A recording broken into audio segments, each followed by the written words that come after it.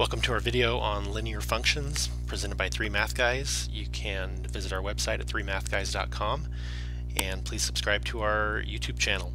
Okay, so if we are looking at this group of functions, this family of functions that we call linear functions, what makes them belong to that family? What makes a function linear?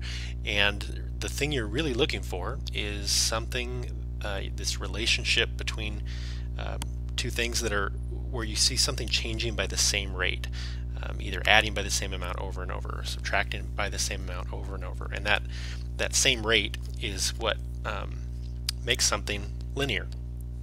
And often, if you have a word problem or a real life situation, it'll come up in distance problems, sales problems, perimeter, simple interest, and a number of other things. But really, that same rate is what you're looking for to define it as linear. So let's do an example here. So let's say that you had a hiker and they begin a hike 5 miles from home and they're traveling at a constant rate of 3 miles an hour. So evaluate the relationship between the distance from home and time. And we can represent that a few ways. It can be represented as a table, as a graph, as an equation or a rule. And so we're going to look at those three and how they're all related to each other. So let's say, let's just take our information here. What's my input, what's my output, and I'm going to say that my input is going to be my hours that I've been hiking, and my output is going to be my distance from home. Okay, and so at 0 hours of hiking is when I start my hike, and I am 5 miles from home. And then after 1 hour, if I'm traveling at a rate of 3 miles an hour, I've gone 3 more miles. So I'm going to go plus 3 more miles, which puts me at a total of 8 miles from home. And then 3 more the next hour, and I'm at 11 and 14 and so on. And now I could take this table backwards and say, I'd be at what, 2 here.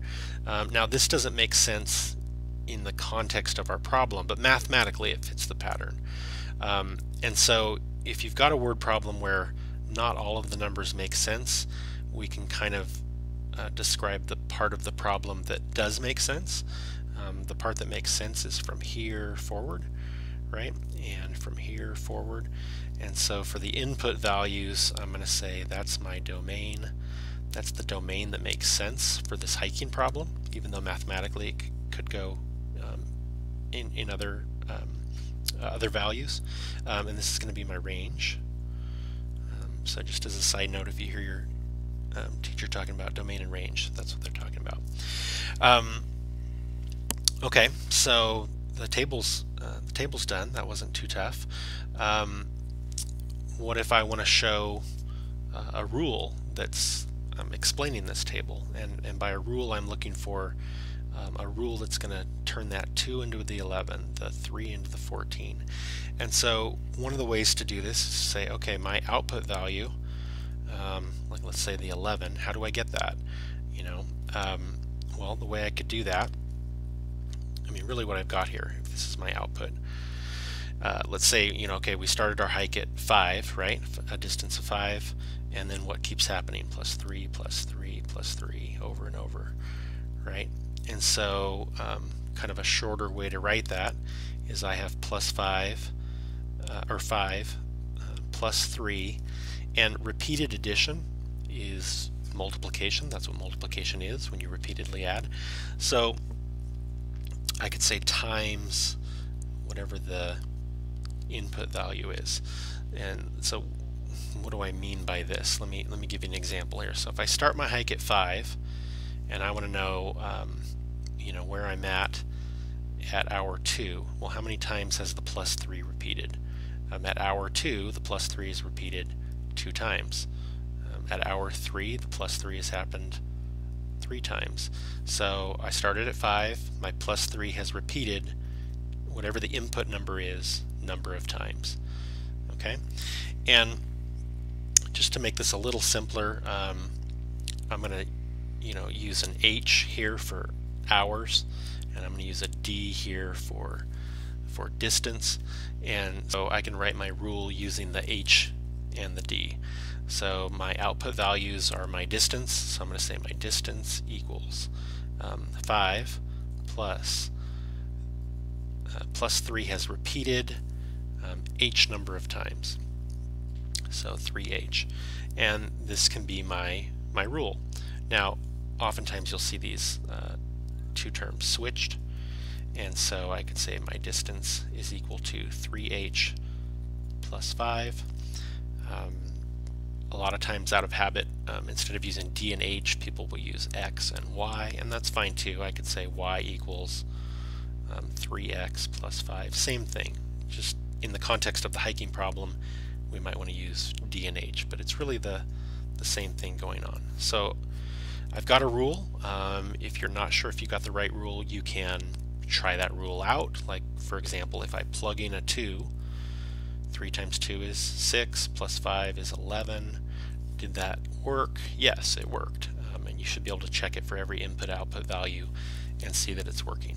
Okay, and I could make a little note here that this hiking problem, this rule is true for the domain that makes sense in the problem, which is when my hours are greater than or equal to 0. Okay, well, let's show this pattern in a graph now, and you'd have to decide how you want to scale this. I decided to, every 2 squares here is going to be 1 hour of hiking, so this is hours of hiking.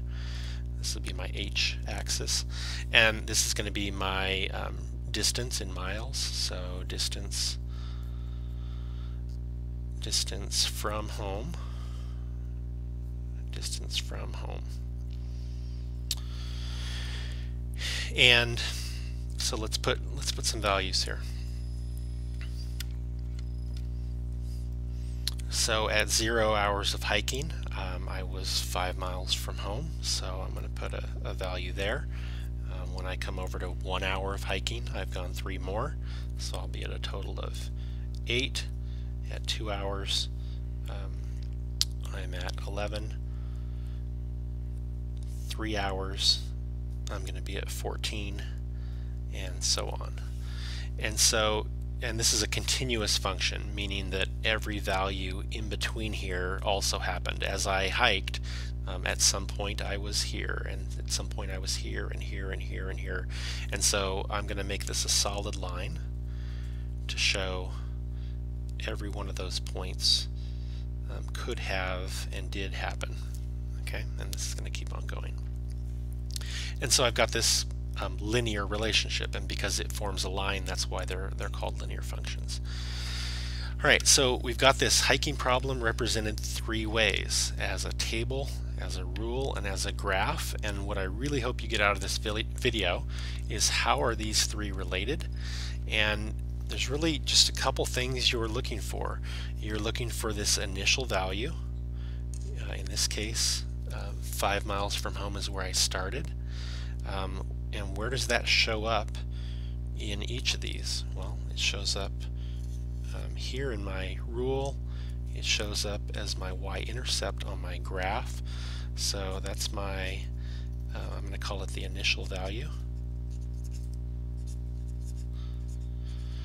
Okay, and then there's also this this rate that it's changing. I'm just going to call that the rate of change. And that rate of change is, well, how fast am I going in this problem? I'm going +3, +3, +3. Where does it show up in my rule? Well, it's the part that's getting multiplied.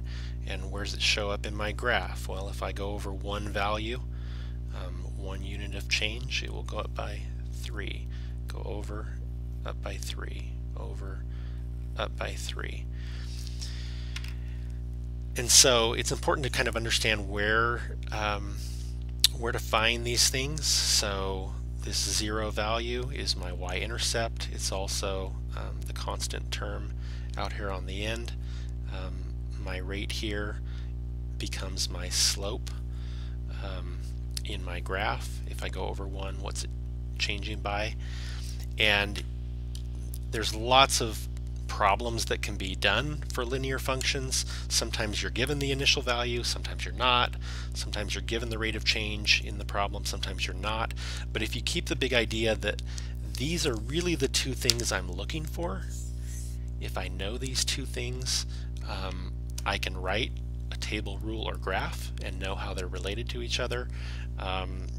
If I'm given a graph, how do I find this initial value? How do I find this rate? If I'm given the rule, how do I find these two things? And what if you're not given these? Can you figure out a way to go find it? Can you figure out a way to find that? Hopefully that gives you an overview of linear functions and what to be looking for, these two things, when you're dealing with any type of a constant rate or linear problem.